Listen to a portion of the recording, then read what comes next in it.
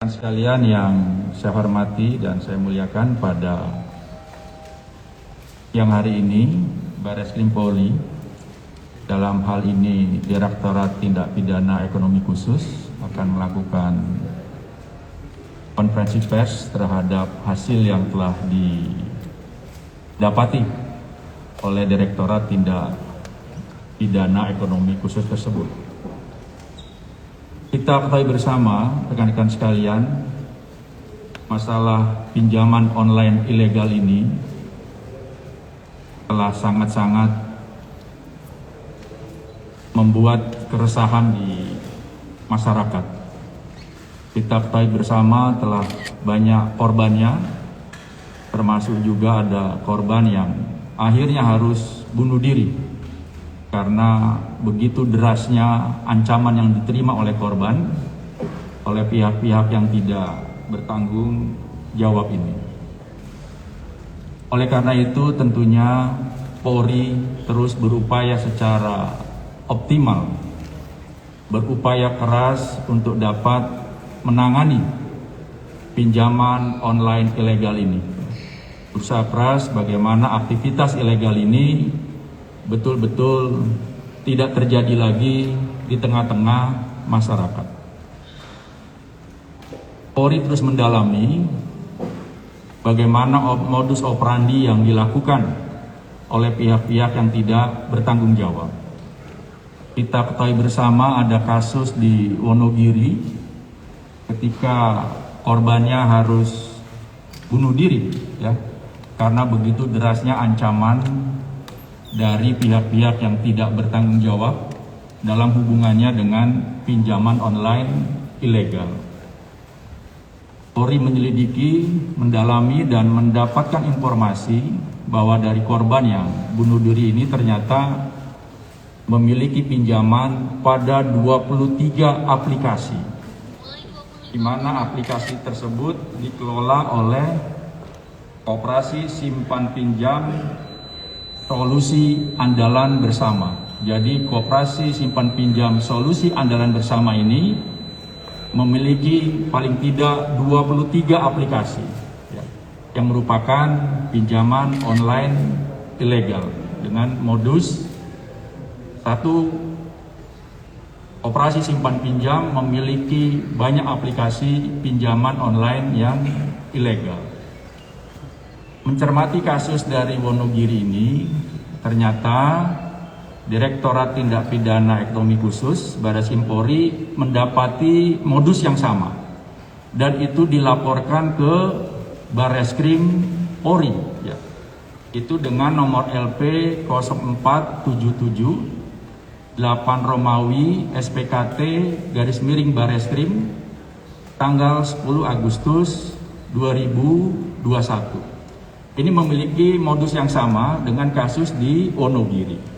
Oleh karena itu, penyidik mendalami kasusnya dan mendapat beberapa keterangan dari korban. Ya, diawali bagaimana sekitar bulan Juli, korban mendapat pesan SMS untuk link daripada aplikasi pinjaman nasional.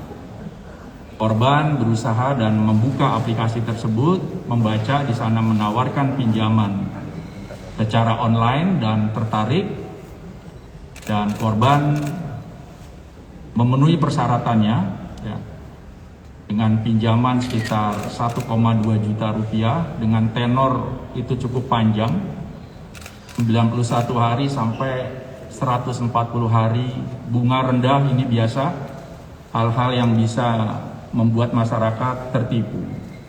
Ternyata setelah menyetujui, masuk ke rekening korban ini banyak sekali pinjaman. Itu ada tidak satu, ternyata ada 8 pinjaman. Setelah didalami, 8 aplikasi pinjaman ini dikelola oleh Koperasi Simpan Pinjaman Nasional. Karena kaget korban dan sudah mulai ada pemerasan, sudah mulai ada pengancaman, korban melapor ke Barreskrim Polri. Ini kira-kira kronologisnya nanti akan apa dan bagaimana secara detail akan disampaikan oleh Direktur Tindak Pidana Ekonomi Khusus Brigjen Pol Helmi Santika. Mungkin silakan Pak Direktur.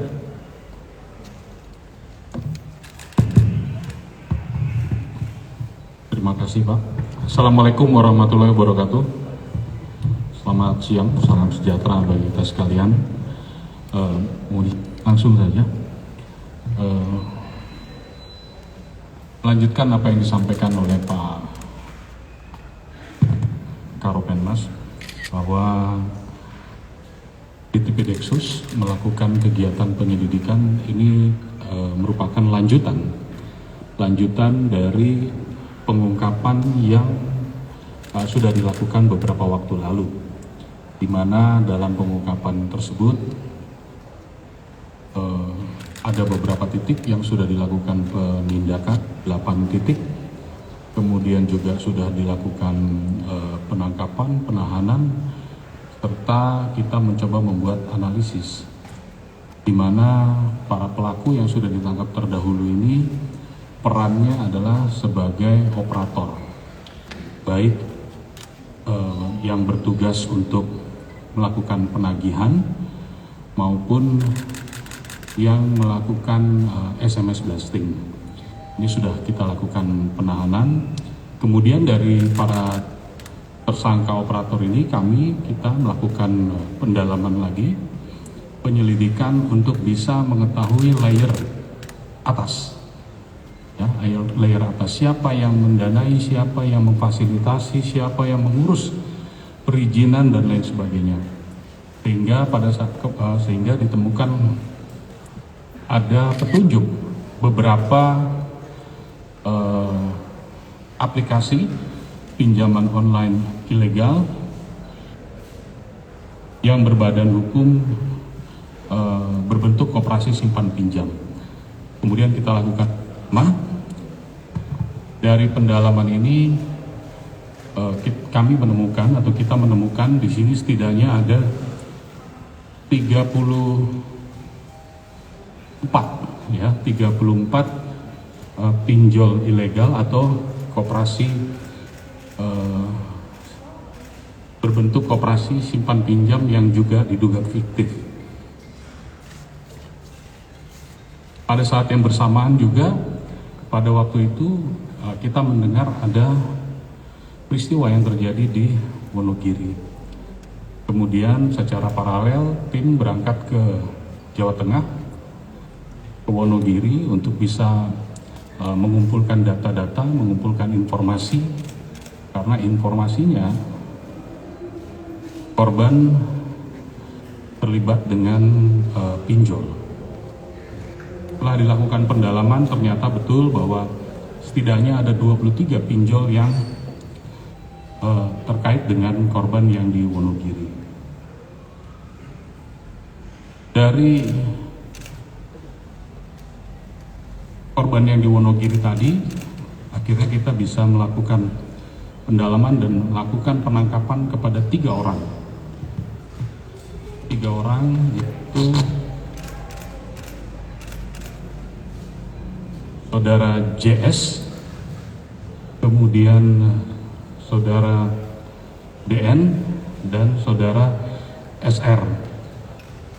Ini ketiganya sudah kita lakukan penangkapan dan penahanan.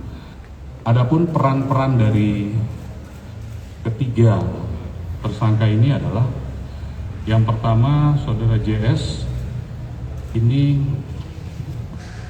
peran untuk mencari, merekrut,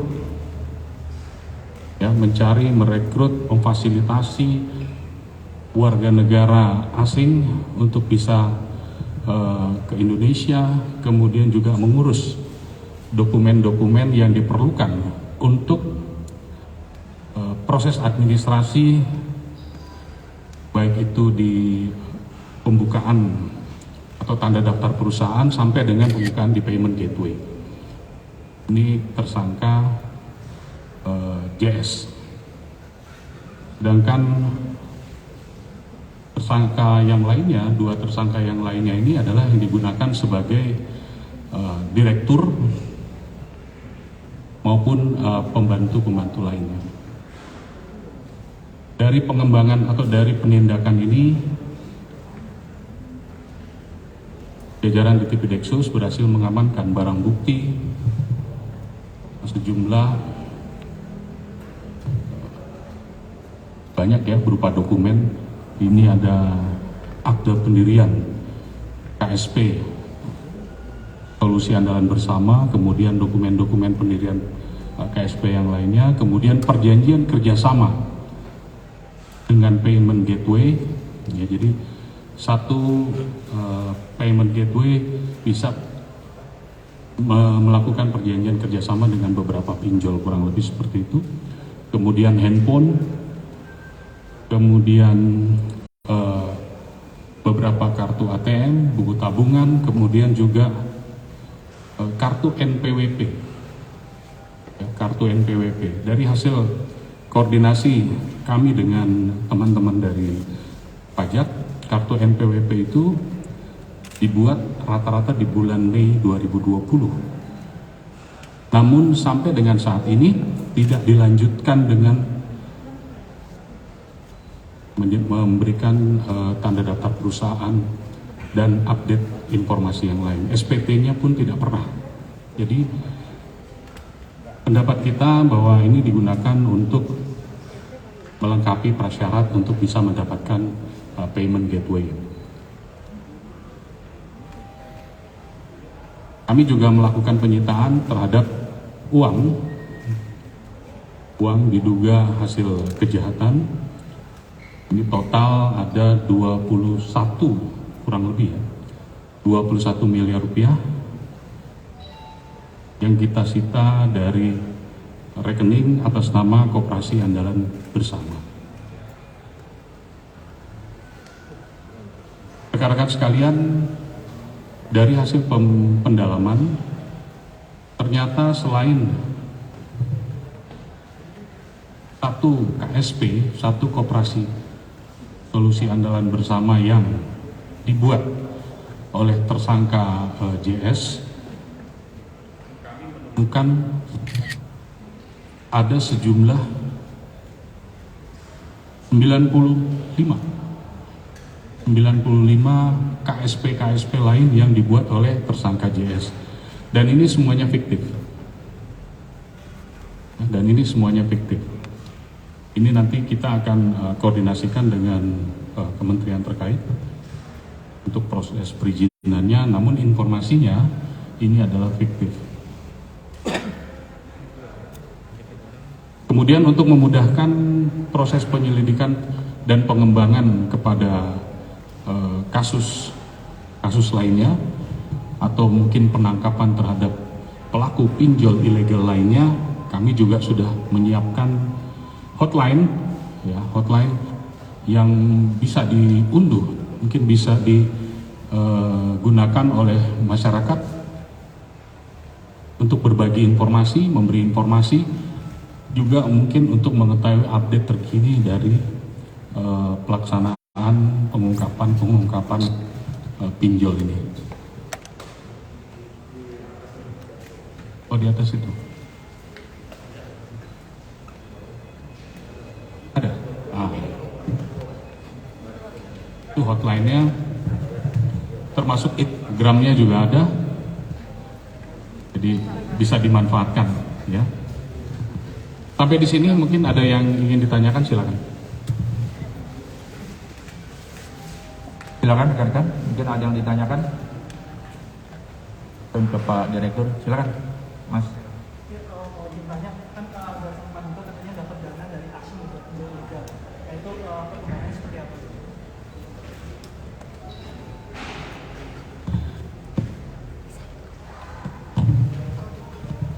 Perkembangan terhadap dugaan pendana yang sumbernya dari luar negeri, ini juga masih dilakukan pendalaman rekan-rekan sekalian, bahwa ada beberapa asumsi yang kita gunakan untuk melakukan penyelidikan lebih lanjut. Yang pertama adalah pendana itu sumber uangnya ada di Indonesia. Yang kedua, pendana sumber uangnya atau orangnya ada di luar negeri. Kenapa kami sampaikan begini? Karena dari beberapa kegiatan penyelidikan yang kita lakukan, diketahui ada beberapa yang adalah sebagai remittance. Remittance ini legal berdasarkan tentuan dari Bank Indonesia. Namun tugasnya atau kewenangan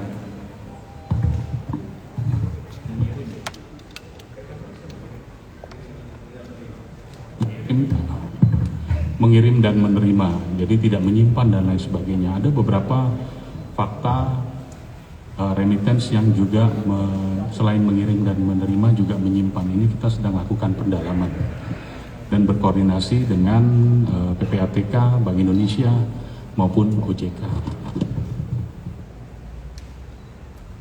Baik, yang lain, Michael.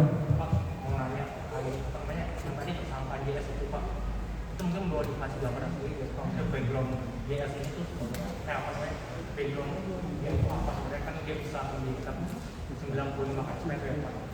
Dia pulang modalnya dari mana, terus juga tadi dibilang kalau dia membantu pendapatan WA buat Indonesia Pak. Itu prosesnya seperti apa, apakah kita juga ada? Lebih detail saya serahkan ke Kasubdit Mata Uang, Kasubdit Industri Keuangan Non-Bank, Pak Makmun untuk bisa menjelaskan.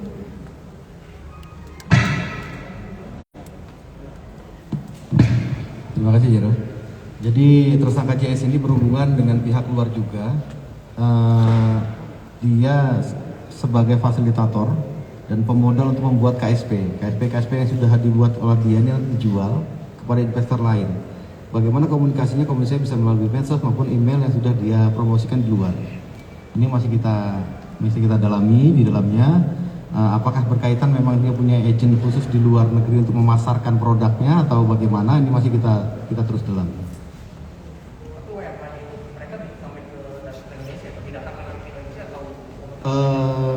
Jadi begini, KSP ini nanti oleh yang bersangkutan itu dijual oleh kepada WNA yang akan menjadi investor pinjolnya. Nah ini nanti dirubah, makanya masih kita dalami karena kan ada banyak sekali, ada 90-an KSP dan ini sebagian besar sudah dirubah kepemilikannya, makanya masih kita terus dalamin supaya kita bisa dapat sebetulnya pemodal ini masih ada di Indonesia atau sudah di luar. Ya. Cukup. Baik, yang lain? Ya, silakan.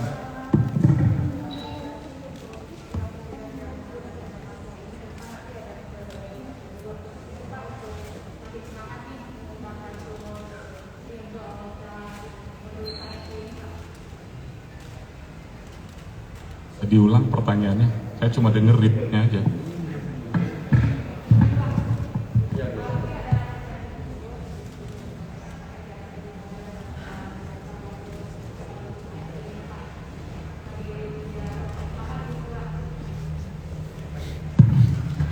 Alhamdulillah sampai dengan saat ini tim kami di TV Dexus dan seluruh jajaran Polda masih semangat.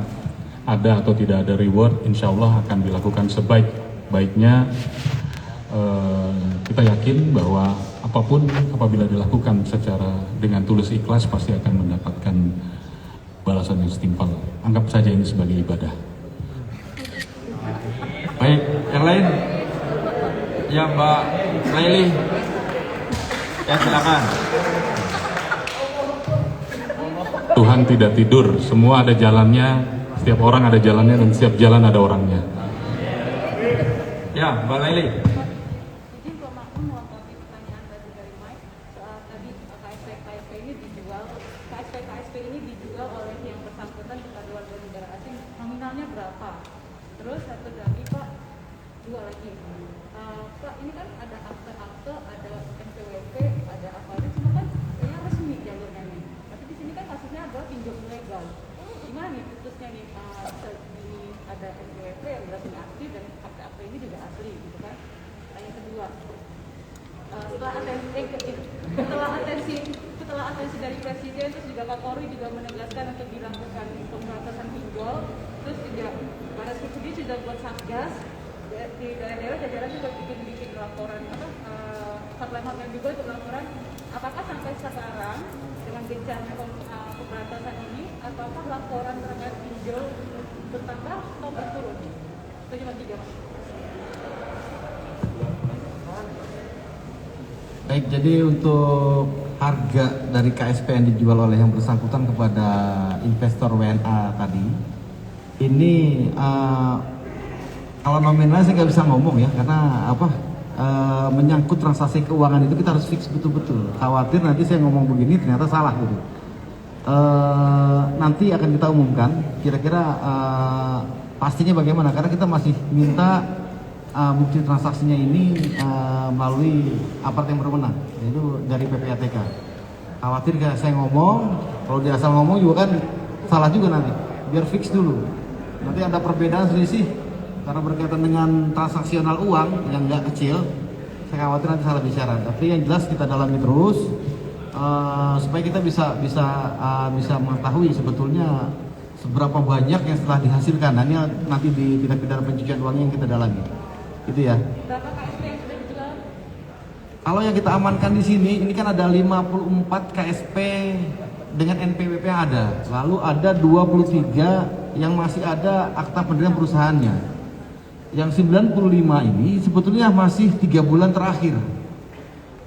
3 bulan saja ini. Jadi kalau kita lihat dari pendirian perusahaannya yang sudah bulan Mei 2020, kemungkinan kesininya ini sudah sangat banyak.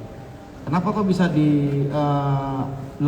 Karena memang ada sistem pendaftaran perusahaan yang berbentuk koperasi di Kementerian Koperasi yang ini sudah kita konfirmasi memang adanya pandemi dan sebagainya, kita bisa mendaftar online. Itu ya, nanti kita dalam lagi menyangkut instansi lain kita koordinasi lebih jauh ya, karena kalau kita pastikan di sini nanti malah menyinggung kementerian lembaga lainnya. Terima kasih. Pertanyaan yang ketiga, ya tadi, apakah ini berkaitan dengan atensi Bapak Kapolri, kemudian dengan gerakan yang banyak ini, apakah laporannya berkurang atau tidak, begitu ya Mbak ya, kurang lebih. Rekan-rekan sekalian, yang pertama adalah pimpinan dalam hal ini Kabar Eskrim, Kapolri sampai dengan Presiden itu senantiasa menjadi inspirasi bagi kami jajaran Bareskrim DTP Deksus untuk lebih semangat dan selalu semangat dalam rangka mengungkap, menjawab apa yang menjadi keluhan masyarakat. Nah, DTP Deksus sebetulnya di bulan Juni-Juli sudah mengungkap ada 2 pinjol yang saat ini sudah dalam proses persidangan, ya. Nah, setelah itu kemudian sudah dilanjutkan dengan adanya arahan dari Bapak Kabar Eskrim kepada seluruh jajaran untuk mengumpulkan, melakukan penyelidikan terhadap pinjol-pinjol. Bahkan kita yang di Eksus pun sudah dibentuk satgas. Lalu pertanyaannya, kok akhir-akhir ini mengapa? Ya, pengungkapan itu bisa cepat, bisa lama, tergantung sejauh mana asupan informasi yang didapat oleh penyidik itu banyak atau tidak. Semakin banyak maka peluang terungkapnya semakin cepat. Nah, itu yang dilakukan sehingga ada pengungkapan-pengungkapan yang kemarin sudah kita lakukan. Sampai dengan saat ini kegiatan memasifikasi pengungkapan ini Bareskrim dan seluruh jajaran semuanya ada 15 kasus atau 15 laporan polisi. Dengan tersangka yang sudah ditetapkan ada. Yang pertama adalah kita menetapkan 45 tersangka beberapa waktu lalu. Kemudian 45 itu adalah mereka yang sebagai operator, sebagai desk collection, sebagai petugas yang membuat SMS blasting. Kemudian kita lakukan pengembangan. Dari pengembangan itu kita menetapkan 8 orang tersangka. Dan terakhir teman-teman di Polda Kalsel sudah mengamankan 13 orang. Ini sedang dilakukan pendalaman oleh teman-teman di Polda Kalsel, termasuk 1 orang WNA yang diduga sebagai pendana. Ini juga sedang dilakukan pendalaman. Jadi sudah sedemikian jumlah tersangka yang dilakukan penangkapan. Bareskrim dan Polda jajaran, Polda Metro Jaya, Polda Jawa Barat, Polda Jawa Tengah, Polda Jawa Timur, Polda Kalimantan Barat, dan Polda Kalimantan Selatan. Ini akan berjalan terus sampai angka pelaporan atau korban itu menjadi sedikit. Demikian. JS Pak untuk 4. JS itu Ya terakhir Mbak Leli. WNI atau WNA Pak, terus ditangkapnya kapan ya Pak ya? JS. DS WNI. Oh iya oke. Pak menambah aja Pak. Kan Ibu Puan juga mendorong agar Polri juga bertindak, tapi juga sampai ke akarnya, maksudnya ke tingkat pimpinan yang tadi WNA. Ada berapa kasus, berapa kali pengungkapan WNA yang terlibat belum tertangkap, masih buron. Ya, kita selama ini kan kalau kita mengungkap ke atas itu atau mengungkap itu kan paling tidak harus didukung alat bukti. Alat bukti apa saja yang mendukung itu? Kalau baru keterangan tersangka, keterangan itu kan alat buktinya satu alat bukti. Apalagi yang memberikan keterangan ini adalah tersangka, bukan saksi, atau dia menjadi saksi dalam peran yang lain sebagai tersangka. Jadi kita harus mengumpulkan dari yang lainnya, follow the money, dari alur transaksi keuangan dan lain sebagainya, sehingga kita bisa meyakini bahwa pelakunya adalah X, kurang lebih begitu.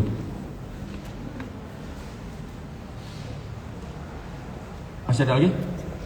Mau tanya dari pinjol-pinjol itu berapa jumlah nasabah dari pinjol yang ditangkap itu, terus habis itu jika yang sudah terlanjur pinjam itu bagaimana, apakah tidak usah harus bayar utangnya atau bagaimana?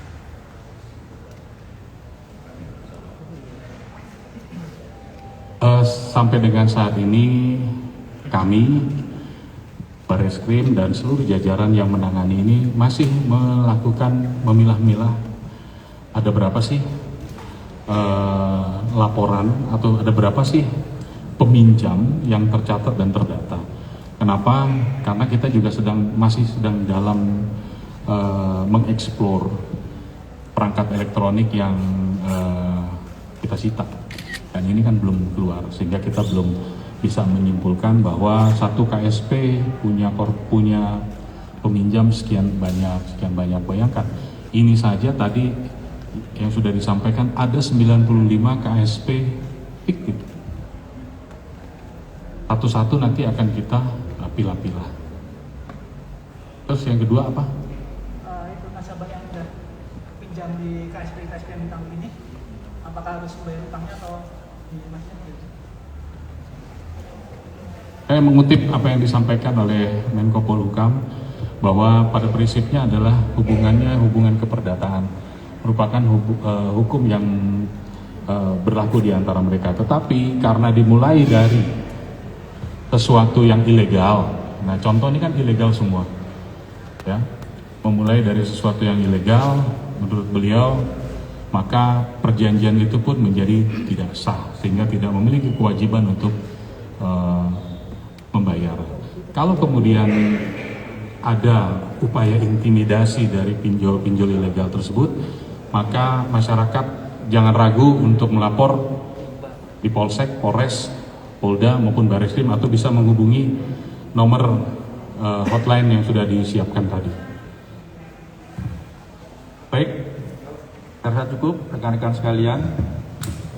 Yang pastinya adalah Polri terus berupaya keras bagaimana praktek-praktek ilegal dengan pinjaman online ilegal ini dapat dituntaskan sehingga betul-betul keresahan masyarakat di tanah air ini bisa tertangani dengan baik. Dan untuk penanganan pinjol ini, Polri telah membuka hotline yaitu di WA dengan nomor 812 100 19202. Kemudian juga di Instagram dengan akun Satgas Pinjol Ilegal. Ini dua hotline yang dibuka oleh Polri yang bisa dimanfaatkan oleh masyarakat Apabila ada hal-hal yang berkaitan dengan pinjaman ilegal, bisa menyampaikan aduannya pada hotline tersebut. Terima kasih rekan-rekan sekalian atas segala perhatiannya. Wassalamualaikum warahmatullahi wabarakatuh. Selamat siang, salam sehat untuk kita semua. Terima kasih.